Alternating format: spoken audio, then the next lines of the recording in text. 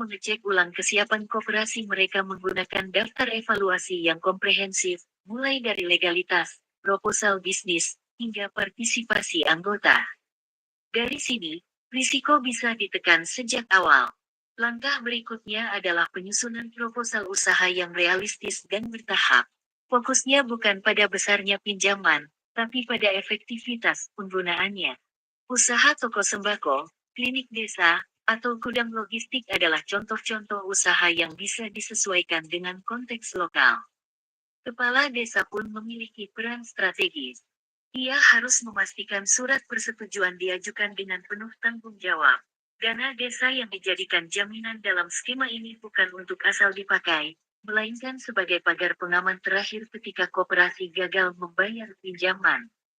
Dengan tata kelola yang benar, transparansi, dan pengawasan bersama, koperasi desa tidak hanya akan membayar kembali pinjamannya, tapi juga memutar ekonomi desa, menyerap tenaga kerja, dan menjadi pusat transaksi harian warga. Tim penyusun RKP Desa adalah kelompok kerja yang dibentuk oleh kepala desa untuk menyusun rencana kerja pemerintah desa RKP Desa. Tim ini biasanya terdiri dari perwakilan pemerintah desa, lembaga kemasyarakatan desa, dan tokoh masyarakat. Pembentukan tim ini dilakukan melalui musyawarah desa dan ditetapkan dengan surat keputusan kepala desa. Susunan tim penyusun RKP desa biasanya terdiri dari kepala desa, sebagai pembina yang memberikan arahan dan fasilitasi. Sekretaris desa, sebagai ketua tim yang memimpin jalannya penyusunan RKP desa. Perangkat desa, seperti kaur perencanaan yang bertindak sebagai sekretaris tim, serta perwakilan dari berbagai seksi di pemerintahan desa.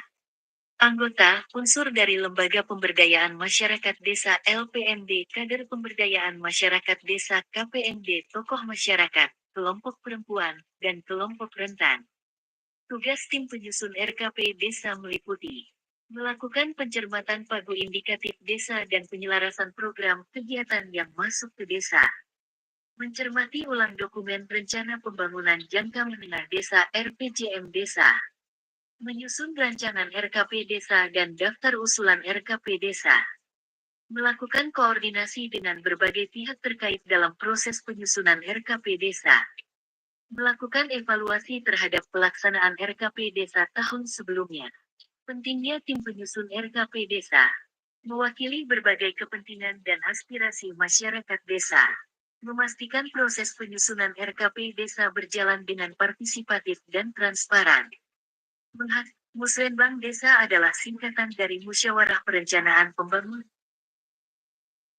Peraturan Menteri Desa, Pembangunan Daerah Tertinggal, dan Transmigrasi Nomor 10 Tahun 2025 mengatur tentang mekanisme persetujuan dari Kepala Desa dalam rangka pembiayaan Koperasi Desa Merah Putih.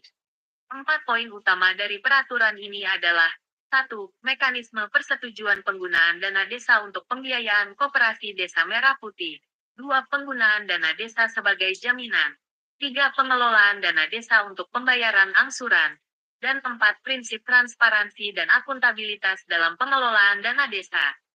Berikut adalah penjelasan lebih detail dari 4 poin tersebut. 1. Mekanisme persetujuan. Permen desa ini mengatur bagaimana kepala desa memberikan persetujuan terkait penggunaan dana desa untuk pembiayaan Koperasi Desa Merah Putih.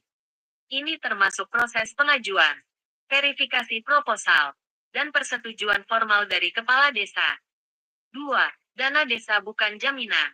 Dana desa tidak dapat dijadikan sebagai jaminan pinjaman oleh Koperasi Desa Merah Putih. Namun, dana desa dapat digunakan untuk membayar angsuran bulanan jika dana di rekening koperasi tidak mencukupi. 3. Penggunaan dana desa untuk angsuran. Jika rekening Koperasi Desa Merah Putih tidak memiliki cukup dana untuk membayar angsuran, maka dana desa dapat digunakan untuk menutupi kekurangan tersebut. Ini dilakukan dengan catatan bahwa Kementerian Keuangan akan memotong dana desa yang bersangkutan jika terjadi gagal bayar, sesuai dengan besaran angsuran yang belum terbayar. 4. Transparansi dan akuntabilitas. Penggunaan dana desa, termasuk untuk pembiayaan Koperasi Desa Merah Putih, harus dilakukan secara transparan dan akuntabel. Hal ini memastikan bahwa pengelolaan dana desa sesuai dengan prinsip tata kelola pemerintahan desa yang baik.